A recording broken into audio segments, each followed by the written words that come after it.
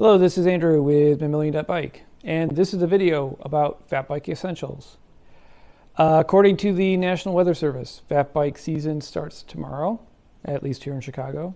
It probably started earlier, further west you are. And so I wanted to get this out because these are the things that make fat biking work and fun, at least for me. There's going to be two groups, the essentials and then a couple of honorable mentions. And the essentials are kind of not in any particular order, just kind of how they ended up on the list. I would say that the first thing is Pogies.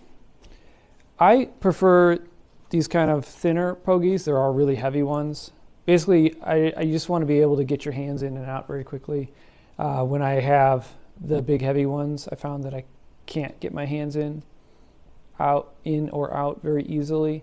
I also found that my hands overheat in the big heavy ones. These guys, these are 45 North Dragon Claws.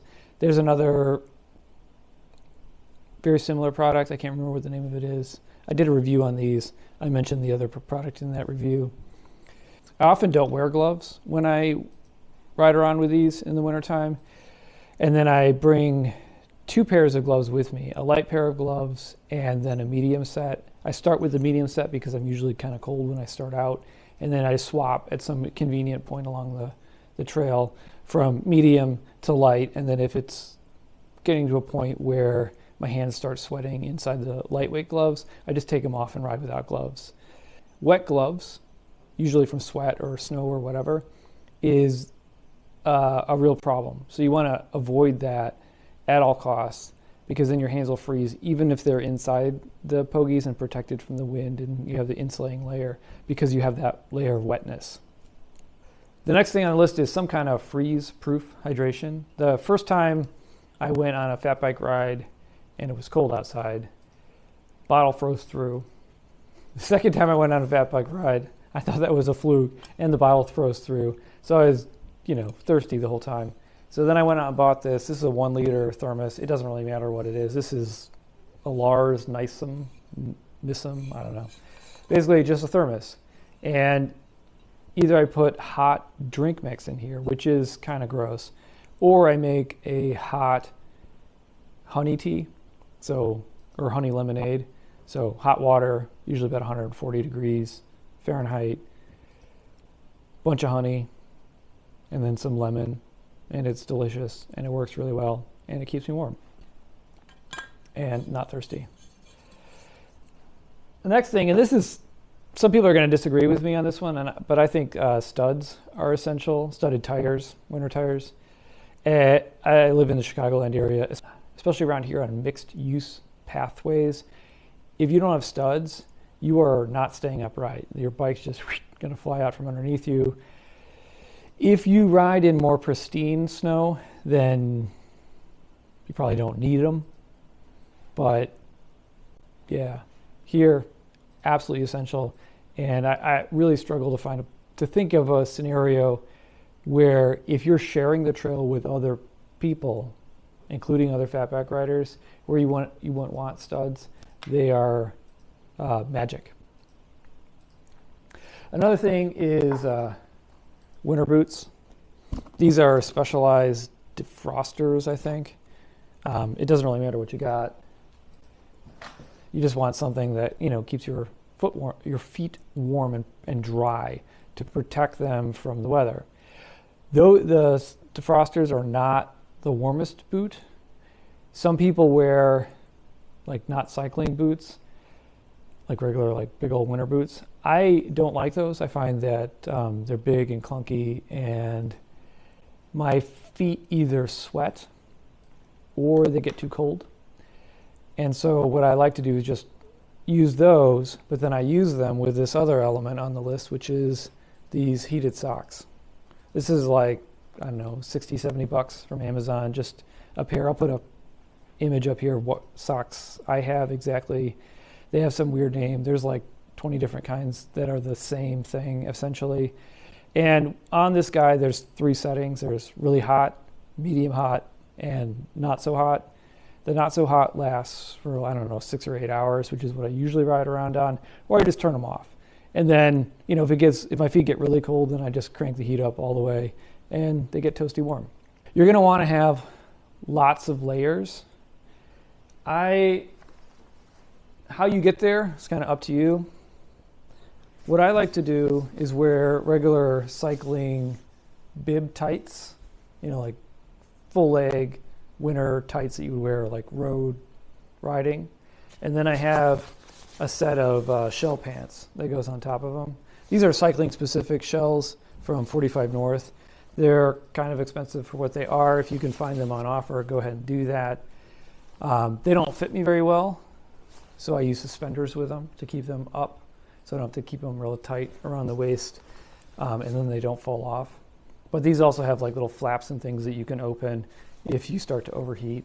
That's a big theme for me, is that when I'm working, I tend to get pretty warm and start sweating. And if you're sweating, you're gonna get cold, really, really cold, really fast. So you want layers that you can shed and open to manage your heat, whether that's to keep you warm or to let the heat get off you so you don't start sweating. Up top, I wear a full arm cycling base layer, a jersey, a normal cycling jersey, and then I'll wear a cycling jacket and then a vest. These are both Castelli because I like Castelli stuff, but it doesn't really matter. And if it's super, super cold, I'll throw a shell coat on top of all of this, and then just open that up or lose it and like stuff it, you know, in my back if I start to get too warm. Another thing on the list is some goggles. These are Smith goggles. I did a review of these, but really any kind of like ski mountain bike goggle should work. I've played around with a couple different versions. The ski goggles, cheaper ski goggles, tend to fog up on me, so I don't like them as much. I'm sure the more expensive ones work fine. These have lots of breathability on them. Basically, you just want to keep the wind off this part of your face. And if it's super cold, you can put on a balaclava. I tend to only do that when it's really, really cold, because again, I have problems with getting too warm. But other people, maybe if you tend the other way, then you might want to opt into that at a higher temperature than I would. Like when I say really cold, I mean like around 0 Fahrenheit or less than 0 Fahrenheit.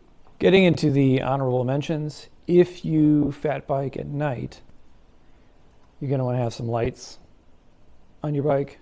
I really like this outbound lighting light. This is the one that goes on the front of the bike. I also have one that goes on the helmet. If I'm fat biking in the woods at night, I tend to use them both because it's hard to have too much lighting option. You don't want to manage how much light you're using based on the conditions. If it's snowier, you probably won't need as much light, but if it's not as snowy, then, you know, crank it up. And then the last thing is this Arundel, hope I'm saying that right, Looney bin bottle cage. I really like this because you can put anything in it. Well, almost anything in it. You can put a wine bottle in here. You can put a whiskey bottle in here. And it works perfectly for my thermos. And there's this adjustable cranky thing on there so that it snugs up to whatever you put in there.